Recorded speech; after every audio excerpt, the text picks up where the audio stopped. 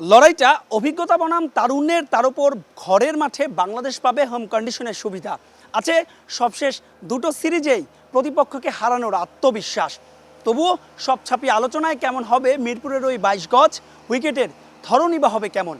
পাকিস্তানের বিপক্ষে সবশেষ সিরিজের উইকেট ছিল স্পোর্টিং তাসমান পারের দলের বিপক্ষে। এর আগে বাংলাদেশ যত সিরিজ খেলেছে যার অধিকাংশই ছিল স্পিনিং ফ্রেন্ডলি। তবে 2027 বিশ্বকাপ ভাবনায় এবার আসতে যাচ্ছে পরিবর্তন। তাই তো এবারও খেলা হচ্ছে ট্রু উইকেটে, অন্তত প্রথম ওয়ানডেটা। ম্যাচটির আগের দিন উইকেটের ধরন বোঝার চেষ্টা টাইগারদের top order batter Najmul Hossain শান্তর। উইকেট পর্যবেক্ষণ করেছেন কিউই দলপতি টম ল্যাথামো। পাকিস্তান সিরিজে আমরা খুব ভালো উইকেট খেলেছি এবং আমরা চেষ্টা করব এই সিরিজটাও ভালো উইকেটে খেলার জন্য।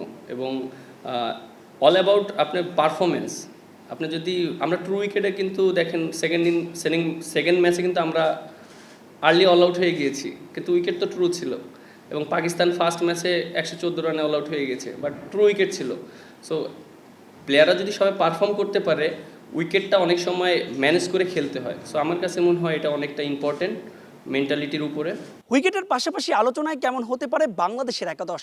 পাকিস্তানের বিপক্ষে সবশেষ সিরিজের 3টা ম্যাচই বাংলাদেশ খেলেছিল অপরিবর্তিত একাদশ নেই। তবে এই ম্যাচ অন্তত দুটো স্লটে আসতে পারে পরিবর্তন।